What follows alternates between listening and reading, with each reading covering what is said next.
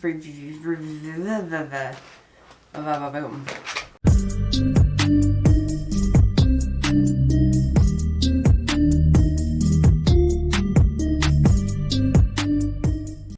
Hey makeup friends, today we're going to be doing a complete 180 from eyeshadow palette reviews. In fact, we're going to be talking about palettes that I have purchased but have for whatever reason not reviewed.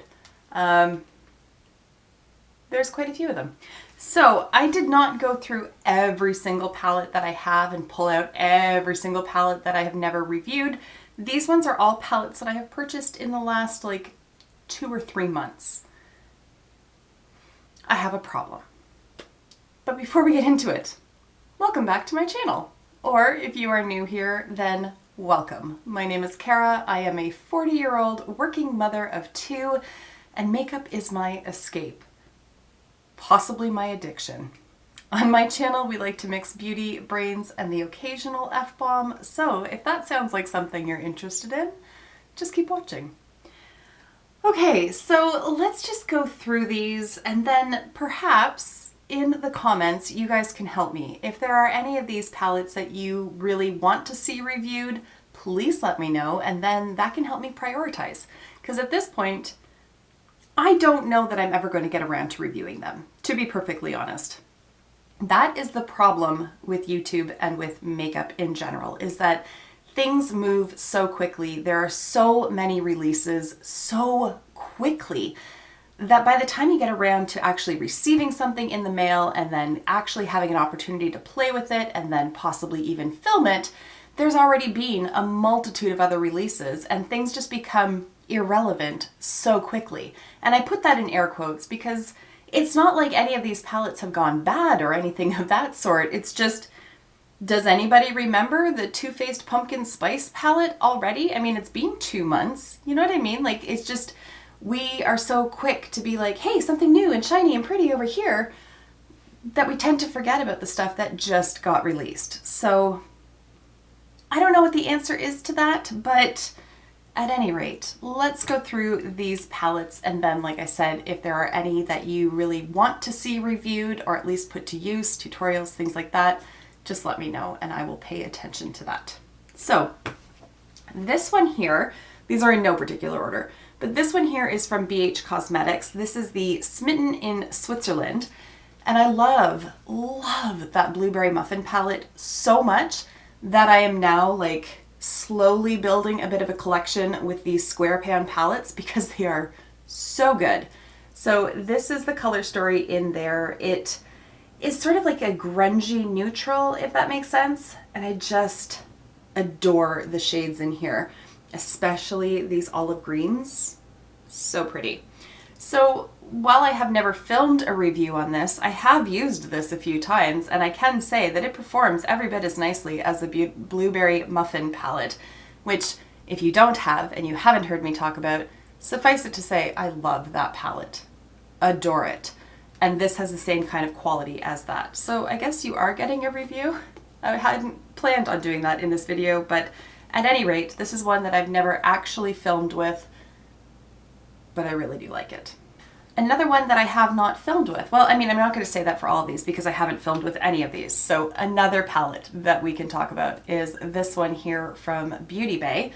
This is, I always call it the wrong thing. This is the Book of Magic. I always call it the Book of Shadows for some reason. It's gorgeous. It is so beautiful. I'm pretty sure that I have filmed with this on my eyes, but I haven't filmed the application or shared any thoughts on the palette with you. And I've only used it a couple of times, so I haven't really formulated my thoughts on it, but my God, is it a stunning palette. Like that color story, yes please, it's so beautiful. Initial thoughts are that I have been impressed with it. I haven't really experienced any issues with it, but I haven't really put it to the test, especially when there's that many shadows in there. It's a little bit harder to do. And like I said, I think I've only worn it once, possibly twice, but I think I've only worn it once, so I can't really give any good thoughts on it yet. This one here I picked up after watching Kate the Great do a live with the 2 Rare Beauty palettes. And I hadn't intended to buy them, but she swatched them and they looked beautiful, so I caved and I bought one. This is the Magnetic Spirit palette. And there it is. The other one has like a blue and a chartreuse kind of green in it, but I wanted the more neutral options, if you will. What I find really strange about this palette though, and I'm not entirely sure if the camera, yeah, it'll pick it up. See how there's like fog on the mirror? I don't understand why that happens. I don't get it. There must be something in these shadows, with the exception of like the orangey tone, because it is clear for some reason. But there must be something, some sort of moisture in them or something that creates this like steam effect on the mirror. I don't understand it, but at any rate, there are the shades in there. They are all like on the more satiny kind of side. Some of them are a little bit more like almost like a duochrome type topper. It is a very pretty palette. I am not able to pull out a look just using this palette. I think other people probably could, but I feel limited by the fact that they're all satin shadows. So I just use this sort of as like a companion piece and treat them almost like singles. So I'll build like a more neutral kind of matte look and then pop one of these on the lids. I think they're really pretty. I don't think it's a must-have. I'll say that. I don't think it's a must-have, but it is pretty. I'm not wildly in love with it. Now, because I mentioned the Too Faced Pumpkin Spice palette, here it is. This is one that I have been gravitating towards more and more the last couple of weeks, I would say. Quick review. Mattes, fantastic. They are so good. Some of the satin shades, like this one right here, not a problem. I can pick it up really easily with a brush. It applies really nicely. Same with this guy over here. But the more foiled kind of shadows, they do not pick up on a brush for me at all. I have to use my finger with them. Otherwise, I have to like gouge right into them. So I'm not sure why that is. It's not a deal breaker for me. There's only 4 of them like that in this entire palette, but I just wanted to make a note of that. I think it's a really pretty palette, to be honest. I really do like the colors that are in there. I like how like autumnal it is. I don't find that it smells anything like pumpkin spice. Not a thing. I expect that that's what it was supposed to smell like, because all of their stuff smells, yeah, like scented, warm, and spicy. Yeah, so it is supposed to be scented. I don't know. I would never guess that that was pumpkin. I would never guess that it was spice. It smells like something, but not pumpkin spice. I don't know. But I don't buy it for the scent. I buy it for the shades. I really do like the shades in there, but those shimmer shadows are a little bit tricky to work with. This one just arrived in the mail recently. It is again from BH Cosmetics. It's one of their Sweet Shop palettes. This one is Cotton Candy, and I have not played with this one yet. But oh my goodness, I have the cherry on top one. I freaking love it. Love that palette. So I expect that this one is going to perform every bit as nicely as the other one does. I'm excited to play with this one. I've had a bit of an influx lately with palettes and trying to prioritize them, and this one just has not risen to the top of that priority list yet. But my goodness, is it ever fun. I think it's just so cute.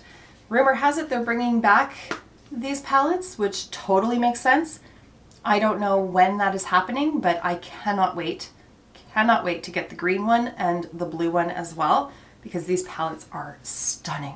Along sort of the same lines as a Sweet Shop is this one here from Juvia's place. This is the Sweet Pinks, appropriately named. I also did buy the taupe one, I believe it was, but I have decluttered it because it didn't have the range of shades that I would want it to have, so I wasn't going to use it. I applied it once or twice and it just wasn't for me, so I've passed it on to a friend. But this one, however, she's pretty. She's super fun. Not exactly the kind of color story that I reach for in like these kind of months now that we're in winter, but it's not to say you can't. I just don't. But I think it's so pretty, and Juvia's Place is probably one of the most consistent brands out there for their eyeshadows. Like palette to palette to palette, their quality is always impeccable. This one I just purchased. It was on sale recently at Sephora, so I grabbed this one probably, I want to say about 2 weeks ago. I've only played with it a couple of times, so I really can't give any sort of meaningful input in terms of how I think it performs and all that kind of thing. But from what I have used, these mattes are fantastic. They blend so nicely. The more shimmery kind of shadows, I like them to be kicked up a little bit more. Like I love a foiled shadow, love that. These ones don't quite rise to that level. It's not to say that they're bad shadows, it's just I like them to be a bit more impactful, but there's a ton of mattes in this palette and they are beautiful. I will say that. So this is one that I am looking forward to playing around with more, especially with that color story. I think it's perfect for winter. Okay, so I am in a group chat with a few other creators here, and we chat all day long, and they all lost their minds over this palette. This is the Carnival palette from BPerfect Cosmetics. This is in collaboration with Stacey Marie. It's a beast. Like, it's massive. It's huge. I tend not to gravitate towards palettes this big, but all of those ladies were just like in love with this thing, so I picked it up. And I completely understand where they're coming from because, like, first of all, I never need another rainbow palette as long as I live because, hello. And these mattes, they are so good. The pigmentation, the blendability, fantastic. There aren't a ton of shimmery shadows in here, but the ones that they have included, beautiful. I get overwhelmed looking at this, I'm not going to lie, I really do. But when I'm sitting down, if I think to myself like, hey, I would like to do a purple eye look, well, here we go, right? Like there's tons of purples to choose from. And then in that way, I have an idea going into the palette. Same with like if I want to do green or blue or whatever, I know that the shades that I'm going to use are already contained in here. If I just open it up and sit down and think like, I wonder what I want to do today, that's where I could stare at this thing for like 6 hours and have no idea what I was going to do. So that's a drawback for me personally, but I think it's fucking stunning. It is so beautiful, and the shades, like the quality of these shadows is so good. And for being so big, it's really not difficult to store. Like I'm glad that it has like just a plain old rectangular shape, that it's not like shaped like a toilet seat cover. You know what I'm talking about? Hi, sweetheart, I'll be up in a moment. My daughter just got home from school. So I like that it's just a flat rectangle. Like, thank you for that. If it's going to be this big, at least make it easy to store. Bringing it back down to like a little tiny guy. Baby Yoda. So effing cute. My husband just started watching The Mandalorian. We just got like one of those, what is it called? Roku things, I think is what it's called. And we have Disney Plus now. So I've seen Baby Yoda. My life is now complete. He's adorable. Holy shit, he is so cute. But this palette from ColourPop, it's so good. I have been using this a lot for work makeup. It blends so nicely.